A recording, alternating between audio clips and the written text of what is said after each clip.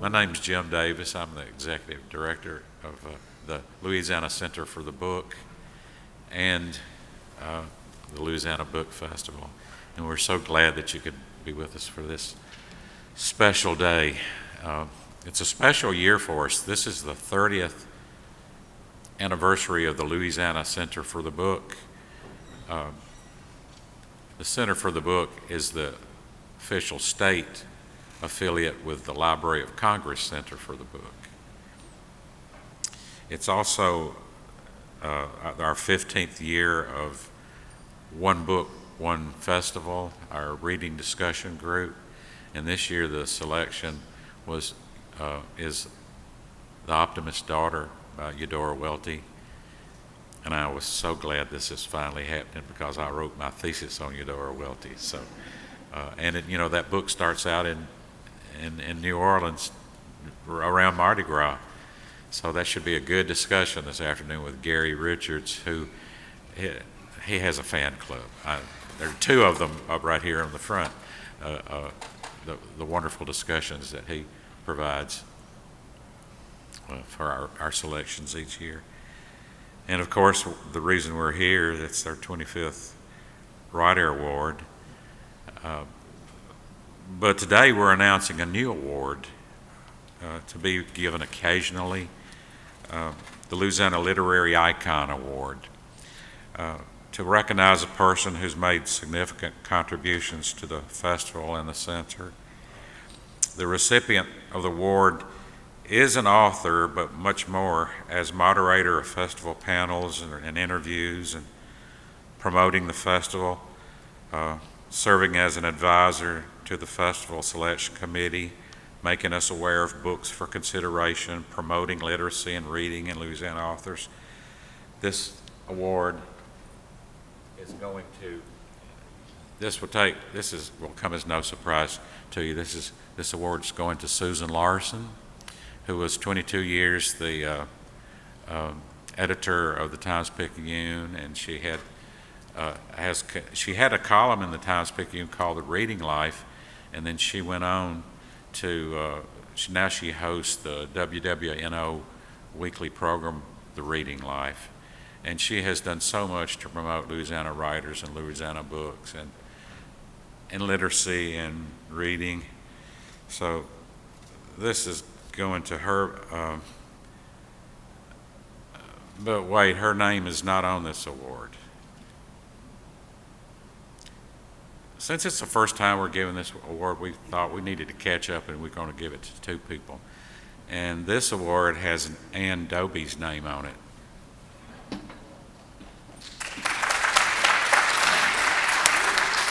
No, we're coming to you. We're coming. Presenting the award to Ann is our state librarian, Meg Plackey.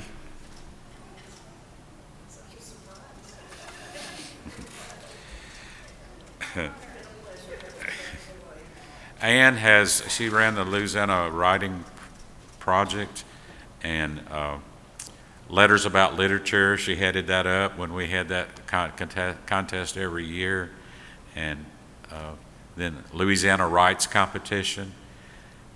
And she's always been a source for me when I needed to, if I needed to whine, or if I needed to complain, or if I needed some advice, or if I needed some suggestions. And she's written 3 or 4 anthologies of short story contemporary authors and a collection of Louisiana poets, an anthology, and most recently Louisiana Black women writers of biographies. And to me, just personally for me, because of those books, she made me aware of thinking of Louisiana writers as a group, as an identity, as a genre itself, Louisiana writers. And you're just wonderful, and I love you, and thank you for all that you've done for us.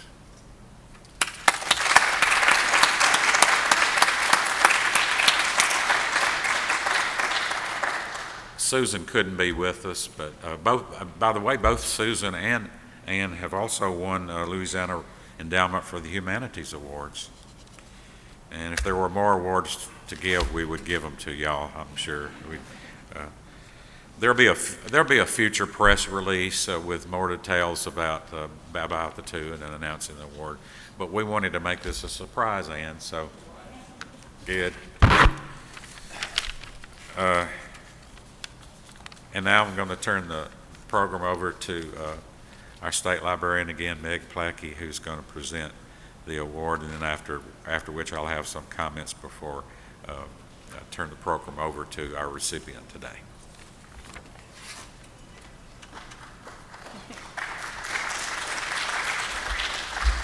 Hi, my name is Meg Plackey, and I'm the state librarian, and I am so happy to welcome y'all to our 20th edition of the Louisiana Book Festival. It's such an honor to be a part of this and to be, again, to be able to put on this event. And I'm so grateful to all of our wonderful staff and our director, Jim Davis, his co-director, Robbie Wilson, and all of the staff that we have here that make this event so wonderful. But right now, I want to kick this off with, as we always do, our Louisiana Writer Award winner. So on behalf of the Lieutenant Governor and the State Library, I'd like to honor David Kirby with our 25th Louisiana Writer Award. Oh, I know. Get this out. I know it's glass. And it's heavy too. David Kirby. Wow. I'm going to turn it back over to Jim, who has a wonderful. Thanks so much. And we want to get photos after. Yes. I want to recognize, before presenting our 25th recipient of the award, I want to recognize other recipients of the award who are in the audience. Johnette Downing is with us, and David Armand, and Cheryl St. Germain, and Daryl Book. Thank y'all all for being here.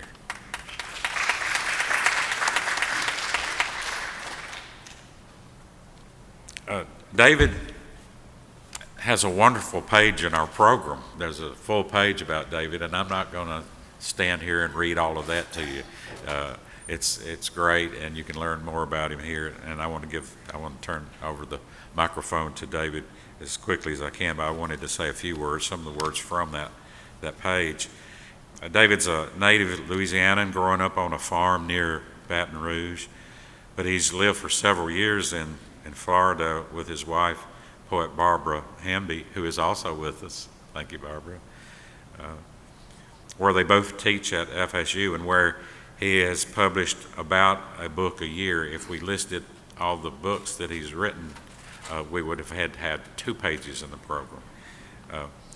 When we chose David for this year's award, we had no idea that he would have a collection of his work spanning his last 40 years coming out just last month.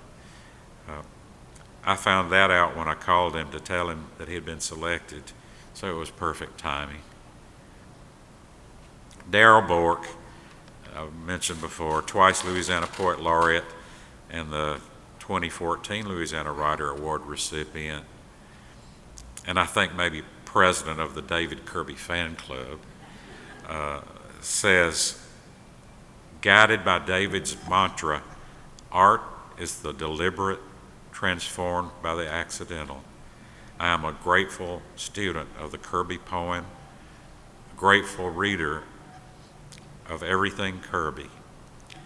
Hardly any of my poems look like David Kirby poems or sound like David Kirby poems, but he is somewhere in nearly all of them.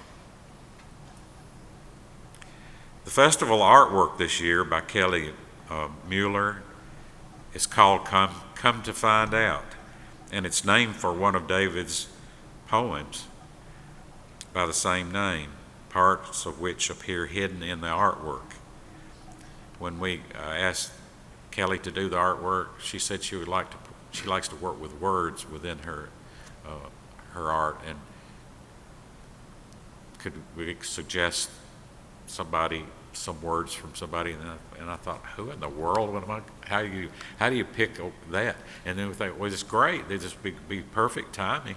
We've got David coming, and it's his 40th celebration of his 40 years, and so we gave her some of his what we call Louisiana poems. Daryl and I, at least, call Louisiana poems, and she used those poems to embed some words and phrases into the artwork. So, of course, his name is hidden in there, and so is Daryl's, and so is Elvis's. So you can look for those hidden messages later. I've gotten to know David over the last few years, and he's become a friend that I hadn't met yet. I didn't meet him till last night, and now it's my pleasure to share him with you. Please welcome David Kirby, our 25th Louisiana Writer Award recipient.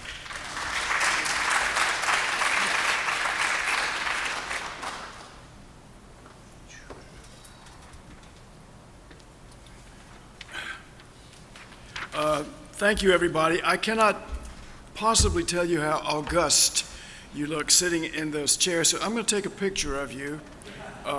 Everybody cheese it up. Here, let me get past the microphone. And one like this, one like this, one right down the middle. And I'm going to make a Christmas card out of that and send it to everybody. So, so thank you for coming out today. And would you please get out your evaluation forms? I'll talk you through that. Question number 7, I learned something that may affect my thoughts and or future actions. Please check strongly agree. And then the rest you can take care of, but I draw your attention to question number 18 about how much money will you spend today, and please check $301 or more, because that will ensure a future for this wonderful festival here. And thank you so much for this prize. You know, Barbara and I drove over. We were thinking about flying. We said, it'd be more fun to just drive down the interstate and talk. And I'm so glad we made that decision for a couple of reasons, but this would never make it back through TSA. You know, I could just hear the guy saying, "Sir, would you step into this room?" You know, so, as heavy and sharp-cornered as it is, it's just a wonderful award. So, so thank you for that. And I've got, according to the schedule, maybe half an hour. I don't want to tax your time, so I might keep it to 25 minutes or so, but I thought I would, don't get too excited, I thought I'd read you from the acknowledgments page of this book. Woo, woo, woo. But it's, my acknowledgments page is not called acknowledgments, it's called thanks. Every book in the world, at the end, they say, I'd like to thank my agent, I'd like to thank my wife and children, I'd like to thank my dog, and this kind of stuff. And but it's always called acknowledgments, where it sounds kind of dry and academic, you know, like, I acknowledge you over there in the corner, please stay there, you know, sort of thing. So I just call mine thanks. It begins this way. In the beginning was Dr. Tommy and Miss Josie and Moss-Side Lane. I always say I had 3 parents, my mother, my father, and the 10 acres I lived on with them and my brother Albert outside of Baton Rouge for the first 21 years of my life. There were trees, water, animals, and playmates of every kind, from bankers' sons who lived in mansions not far away to kids who used outhouses because their shacks had no plumbing. But most of the time, I was alone. I lay on my back a lot and watched the hawks circle. I fell out of trees. I poked stuff with sticks. I usually took a snack and my cap pistol, and when I was older, a real gun so I could shoot tin cans and the occasion cottonmouth moccasin. Everything was in those woods, especially my dreams. I go there in my mind every day of my life. After that Edenic plot of land, music formed me more and lingers longer than anything else. I was 10 years old in 1955 when I turned on my little green plastic Westinghouse radio and heard a man from Macon say, a wop bop a loo bop a lop bam boom. With that utterance came a sense of what Martin Luther King Jr. called somebodyness. I knew I was somebody, a sense of the full experience of being human, every inch flesh and spirit with nothing denied. Not long after that, a gentleman from St. Louis, Missouri told the world all about Maybelline, while in nearby Faraday, Louisiana, a third was saying that somewhere out there, there was a whole lot of shaking going on. And just down the road in New Orleans, a fellow named Fats Domino sang of a place called Blueberry Hill, where dreams came true that I hadn't dreamed yet. The hits kept coming, and they still do. So I can't tell you how strangely eerie and absolutely wonderful it is to be back here today, to come from a place that I came from, that I remember as though it's still in my present life. It's in my bones, in my molecules, in my DNA, and it's also long gone as well. And it's, as I say, it's eerie and fabulous at the same time. I've never felt this way before, and don't expect to begin. Again, I thought I would read a poem in the spirit of things that come and go. It's called The Italian Garden. By any chance, does anybody in this room, was anybody around long enough to remember a place, I think it was on Government Boulevard, a restaurant called The Italian Garden? Any foodies out here? I'm the only one then, so I'm gonna bring it back to life right here. And the thing about my early life in Baton Rouge was it gave me all this time by myself that I think made me a dreamer and a writer of poetry. And part of that took me a while to figure out is that my mother, who was a very proud woman, was progressively and more a woman who was very hard of hearing. Yet we didn't know that. But she was maybe more silent than most moms, maybe didn't respond to my apron tugs the way another mother would have. So, I learned to take care of myself and make that lunch and go out into the woods. As you might guess, that was part of the marriage too. My father was a quiet man, and it wasn't until I was a full-grown adult I realized that he loved my mother, she loved him, but there was no point in talking a whole lot because he couldn't hear her. So we were a quiet family, and that was a pretty good deal for a poet, I think. So this is about going to the Italian Garden, which was the big place to go. There were two big places to go. One was the Piccadilly, which every morning of my life I wake up and gnash my teeth that there's no more. There were two Piccadillys in Tallahassee, Florida, for years, and then the one disappeared, and the other. Now I think most of them are gone, but we would go to the Piccadilly or we would go to the Italian Garden.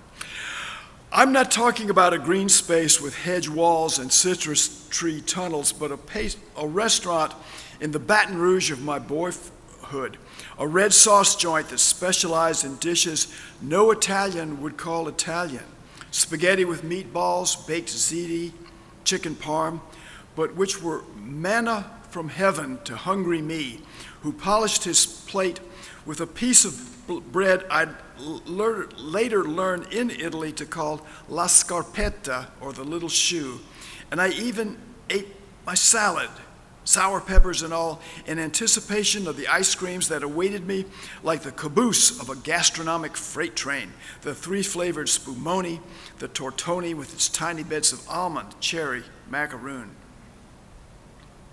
These days I find myself more or less half-consciously dividing my experiences, a concert or a movie I've just seen, into three categories: not worth it, almost worth it, and wow, really worth it.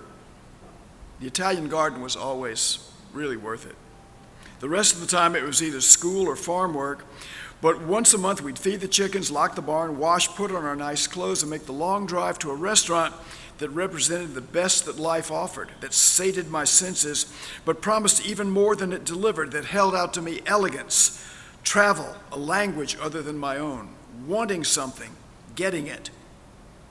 My mother was hard of hearing, and we were too polite to talk among ourselves without her, so we ate in silence, which meant I was free to think about the other people in the room, the nervous waiter who might be a spy, the pretty 12-year-old at the other table whose disdain showed how much she loved me, the bald gent with the wire-rimmed glasses who escaped Hitler's bunker and fled to Buenos Aires before deciding he'd be better off in Baton Rouge.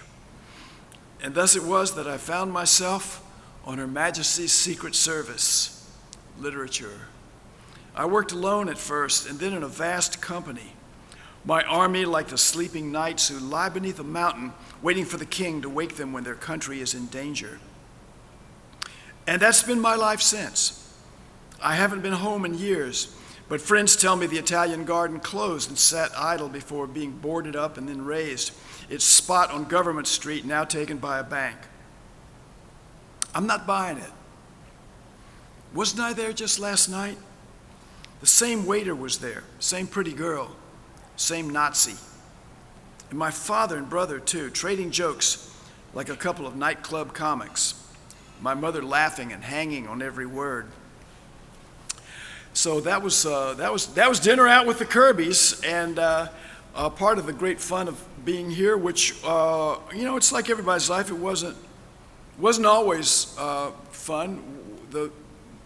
Almost the first thing I remember in Baton Rouge was celebrating my 6th birthday in the polio ward of Baton Rouge General Hospital. As you can see, it wasn't as bad as it could have been, thanks to Dr. Lawrence Van Gelder, who caught me early on and gave me the care that I needed. But I had to be in that hospital for 4 months, passing men and women in iron lungs and hearing those dreadful engines going all day and all night, and escaping that fate, which led to one thing, which led to another, which led to a story that is bizarre to me. It may be bizarre to you too when I tell it, which was this. Until I was 12 years old, my parents took me down to the Ochsner Clinic in New Orleans, where I received treatment from a woman that I became more and more romantically obsessed with as I approached 11 and 12 and started to turn into a young man. And her name was Dr. Mary Sherman, and she was just so beautiful, and like all good pediatricians, she burst into the room just with, "Hi, how are you?" And she had Snow White coloring. In fairy tale, there are just 3 colors: white and black and red, and she had red lips and big blue eyes and dark hair. And I was getting over my polio, and other things were coming along, and she'd walk into the room, and my heart, those Bugs Bunny cartoons when he sees Daisy Bunny and his heart starts pumping out of his chest like that.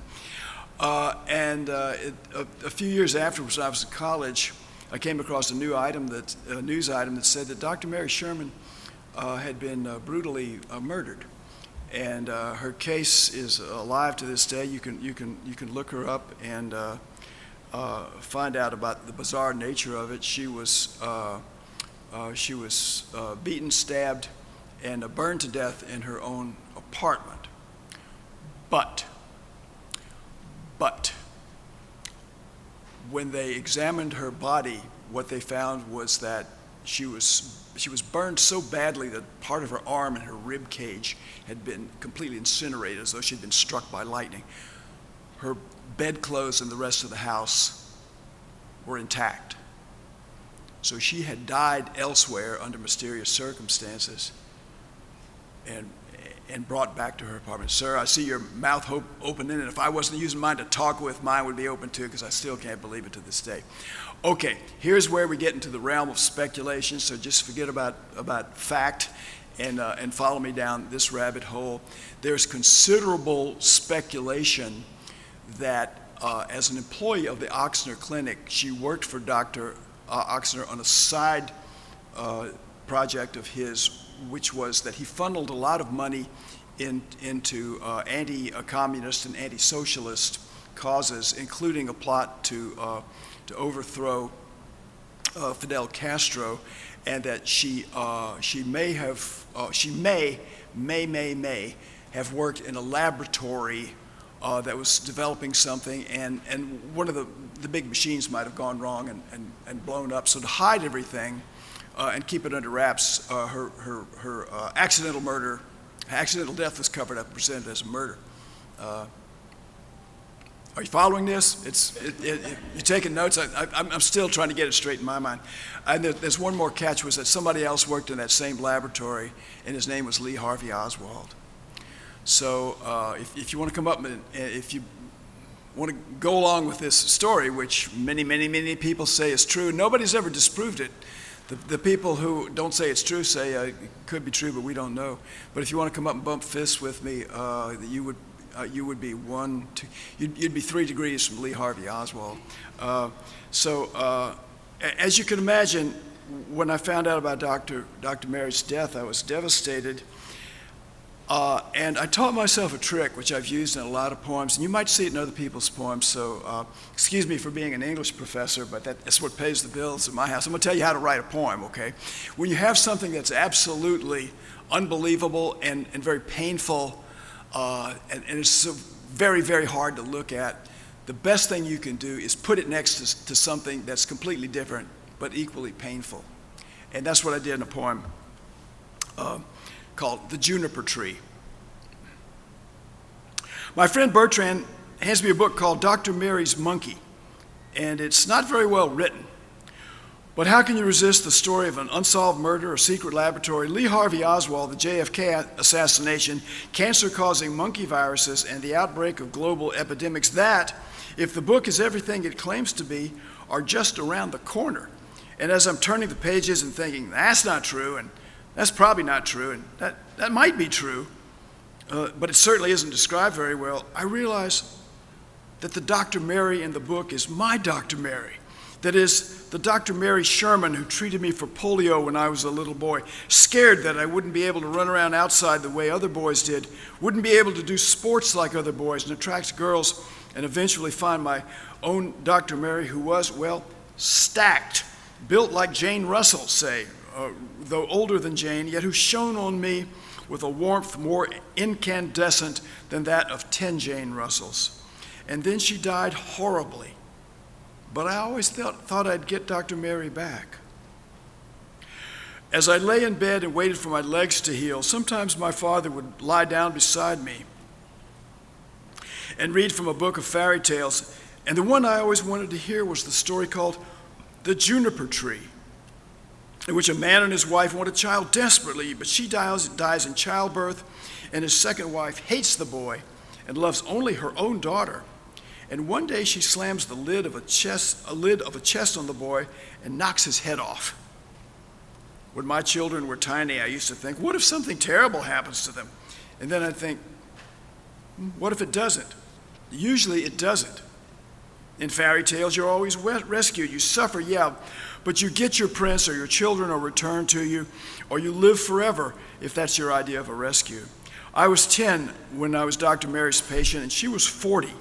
And if the book about her is to be believed, she was working in an underground medical lab to develop a biological weapon that could be used to kill Fidel Castro, where a witness also puts Oswald.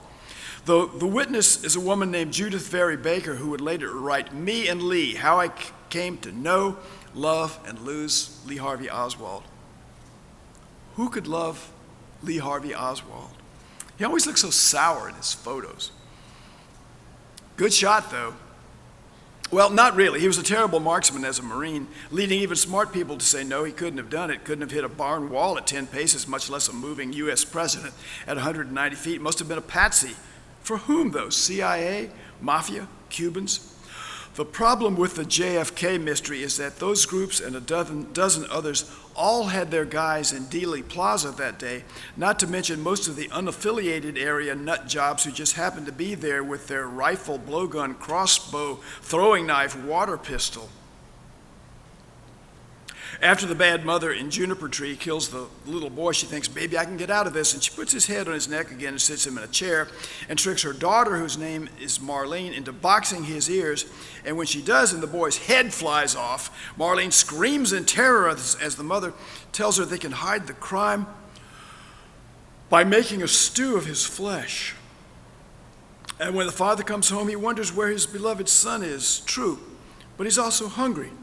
So he eats the stew and even asks for more as Marlene stands by, quote, crying and crying, and all her tears fell into the spot, and they did not need any salt. In the Texas Book Depository, Oswald chambers around in his mail-order rifle and squints through the scope. Pow, pow. One shot to the shoulder, another to the head, and it's Johnny, we hardly knew ye. Less than a year later, Dr. Mary is found in her bed, her right arm and rib cage completely burned away, though the hair on her head is untouched. Investigators guess she was brought back to her apartment after suffering the burns somewhere else, such as, you guessed it, the secret lab where a malfunctioning particle accelerator used to mutate monkey viruses sends out a high voltage charge that hits Dr. Mary like a bolt of lightning. Dr. Mary, so warm, so vital, so encouraging to a sick little boy, and then found mutilated, half her body burned away, though the bedclothes were unsinged. Dark-eyed and pale, she looked like Snow White grown up. How can she be dead?